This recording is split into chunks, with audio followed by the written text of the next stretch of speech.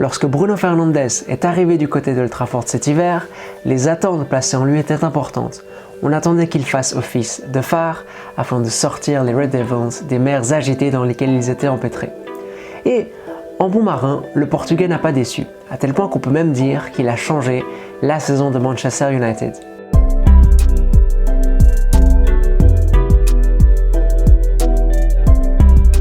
Hey, j'espère que vous allez bien et j'espère que votre équipe préférée va bien. Si votre équipe de cœur c'est Manchester United, on peut dire que les choses vont plutôt gaiement. En tout cas, bien mieux qu'il y a quelques mois, n'est-ce pas? Les Mancuniens sont pleinement de retour dans la lutte pour la Ligue des Champions. J'ai d'ailleurs lu sur le site de prédiction projects538.com qu'il y aurait 80% de chances que Manchester United soit en Ligue des Champions la saison prochaine. Concernant l'Europa League, il y aurait même 54% de chances qu'ils se retrouvent en finale. Des projections plutôt positives. Ça, c'est notamment dû à l'arrivée d'un certain homme dans le contingent de Ole Gunnar Solskjaer. Je veux bien évidemment parler de Bruno Fernandes. Alors quand je dis que Bruno Fernandes a changé la saison des Red Devils, il convient d'être précis. Il n'a pas forcément changé la saison des Mancuniens au niveau du classement parce que quand il est arrivé, son équipe était 6e, 5e, là ils sont toujours 5e, 4e dans la lutte pour la Ligue des Champions. Ça c'est vrai, c'est peut-être le changement, mais on va dire au niveau formel, c'est pas non plus la révolution.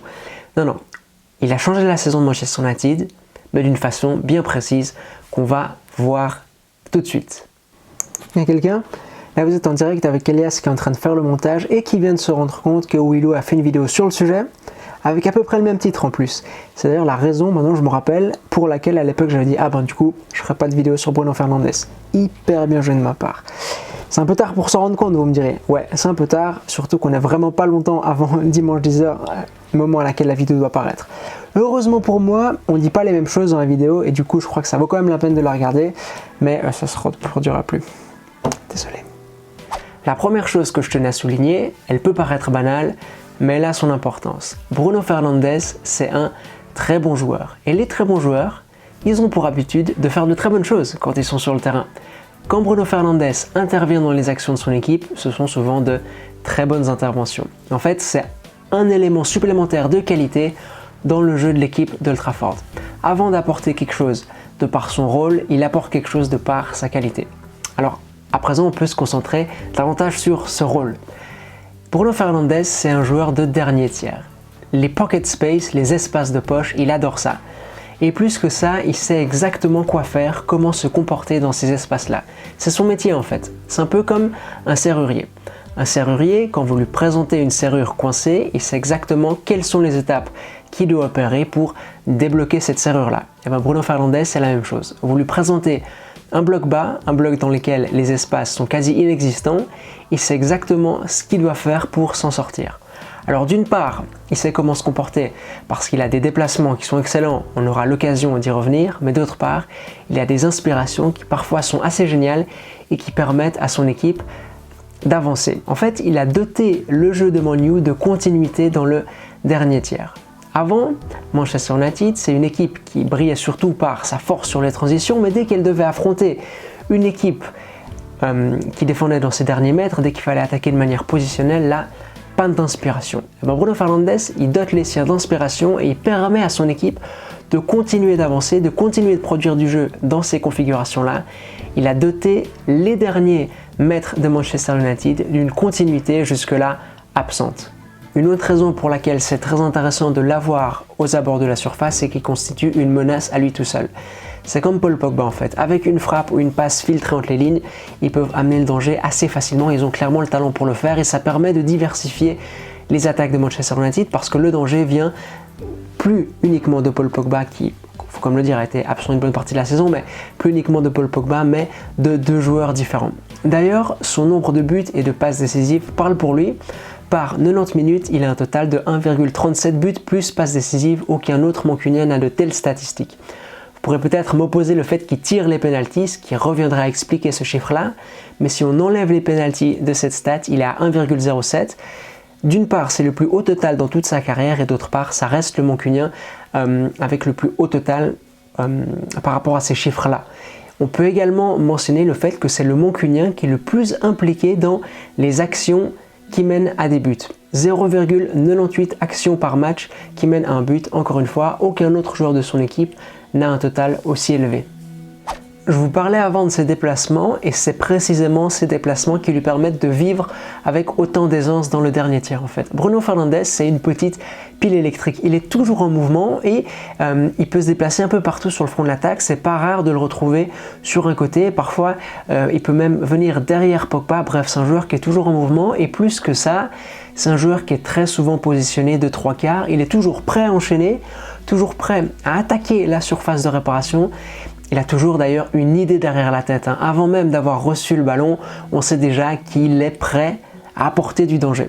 C'est un joueur qui a une façon de se déplacer extrêmement intelligente. Il est extrêmement malin en fait. Il a des déplacements qui ne sont pas très conventionnels, on va dire, qu'on ne retrouve pas chez tous les joueurs. Parfois, il emprunte un peu des circuits originaux pour se créer son propre espace en fait. Il y a certains joueurs qui se créent leur propre espace avec leur corps. Luis Suarez par exemple, je vous parlais dans la vidéo de Kai Havertz justement de la façon dont le numéro 29 du Bayern se crée son propre espace. Bruno Fernandes, lui, c'est un peu différent. Il ressemble plus à Iniesta dans ce domaine-là, il se crée son propre espace avec les circuits qu'il invente dans sa tête pour se déplacer. Vas-y que je contourne le défenseur, vas-y que je fais une course en arrondi. Parfois il fait des courses vraiment qui sont assez difficiles à expliquer, mais ça lui permet à chaque fois d'être libre au moment de recevoir une passe de son coéquipier. Un joueur qui est très heureux quand il se situe dans le dernier tiers du terrain, un joueur qui a apporté de la cohérence aux attaques placées de Manchester United, mais un joueur qui je trouve est moins intéressant quand il joue plus bas. C'est d'ailleurs parfois symptomatique du Man U des mauvais jours quand il n'arrive pas à atteindre son numéro 18 dans le dernier tiers. Sa valeur ajoutée vraiment, elle réside dans cette partie-là du terrain et il a besoin que ses coéquipiers le trouvent là et ils n'arrivent pas toujours à le faire. Pour que Bruno Fernandes puisse donner quelque chose à son équipe, il doit au préalable avoir reçu quelque chose de cette dernière et il n'arrive pas toujours à recevoir ces offrandes-là. Manchester United, c'est parfois une équipe qui se laisse un peu porter par l'image, qui tend à tomber dans une espèce de faux rythme où c'est assez difficile de déceler ses intentions, il navigue un peu à vue et ça, Bruno Fernandes est le premier joueur à en pâtir. Comme il a besoin de rentrer en contact avec le ballon, comme tous les très bons joueurs, il a tendance à redescendre, mais là, il n'a pas cette capacité à la Pogba de délivrer une grande passe, une passe dans les grands espaces, ces passes absolument géniales de Pogba, c'est un génie, vraiment c'est le mot pour ce genre de passe-là. Quand il doit passer le temps sur un côté, il n'a pas non plus la capacité d'un ailier pour aller affronter et gagner les duels individuels par le dribble. Bref, Bruno Fernandes, il faut vraiment le trouver haut sur le terrain. Encore une fois, ce que Man U ne fait pas tout le temps. L'une des questions que je me pose au sujet de Bruno Fernandes, c'est qui est le plus heureux de sa venue entre les supporters de Man U et Paul Pogba. Parce qu'il faut dire que le français et le portugais forment un duo assez démentiel. La première chose qu'on peut remarquer, c'est lorsque Bruno Fernandes est haut entre les lignes, ça permet à Paul Pogba d'être un peu plus bas et face au jeu, une configuration que le français apprécie tout particulièrement.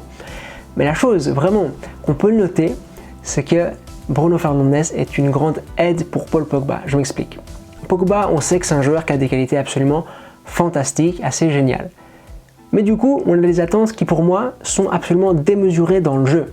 Pourquoi? Parce qu'on lui demande de faire des passes décisives, de marquer des buts, mais en même temps d'être présent dans les premiers mètres pour assumer la relance, passe cachée, jouer sous pression, travailler défensivement. On a à la fois l'envie de voir le Pogba de la Juve et le Pogba de l'équipe de France à Manchester United, deux Pogba en un. Ça demande aux Français d'être partout sur le terrain et au final ça revient à être nulle part. Avec la présence de Bruno Fernandes devant lui, la répartition des rôles est bien plus équitable, les tâches sont bien mieux segmentées, on va dire. Bruno Fernandes situé devant Pogba égale un relais de qualité devant le Français. Ça permet à Pogba de ne pas être lui-même ce relais, tout en ayant déjà dû être au préalable le premier maillon de la chaîne. Je le répète, une meilleure répartition des tâches. Et puis, si Pogba est plus bas, ça lui permet de prendre en charge tout ce qui est relatif au premier mètre. Et une fois que l'équipe elle est bien installée en camp adverse, notamment grâce à la continuité que Bruno Fernandes a donnée au jeu des siens haut sur le terrain, notamment grâce au fait qu'il fait office de connecteur entre les ailiers et le centre du terrain, entre Anthony Martial et le centre du terrain, et bien une fois qu'on a cette situation-là, Pogba peut monter, se porter aux abords de la surface. Ce ne sera pas tant un risque parce que l'équipe sera bien installée en camp adverse et sera davantage prête à presser à la perte. Et là, on retrouve la double menace que j'évoquais précédemment, le duo destructeur proche de la surface, Pogba, Bruno Fernandes. La dernière chose que je souhaitais noter et préciser au sujet du numéro 18 de United, c'est qu'il a changé la saison des Red Devils, mais d'une façon assez particulière, parce qu'on voit qu'au classement il y a eu une amélioration, mais c'est pas non plus flagrant, mais bon voilà, la marge de progression n'était pas non plus immense. Il n'a pas tant changé le jeu de Monu dans sa globalité, parce qu'on retrouve cette équipe qui fonctionne parfois un peu par intermittence, et c'est pas non plus une équipe qui va dominer l'entier des matchs et qui a cette volonté de se poser en camp adverse et dominer à partir du ballon. Le plus gros changement pour moi, c'est un changement de dynamique. On sent qu'il y a de nouveau des choses positives qui se passent du côté d'Old Trafford et pour moi, c'est notamment dû à la présence de Bruno Fernandes sur le terrain et ça déclenche d'autres choses. Ça permet d'avoir une meilleure connexion entre les pièces, ça permet d'avoir un meilleur Paul Pogba. Bref, encore un exemple du fait qu'un petit changement, bon, quand même un changement qui a coûté très cher et qui provient d'un très bon joueur, mais un petit changement, on va dire au niveau formel, permet de changer beaucoup plus de choses. Tout d'un coup, on a de nouveau des sensations positives au sujet de l'équipe de Ole Gunnar Solskjaer.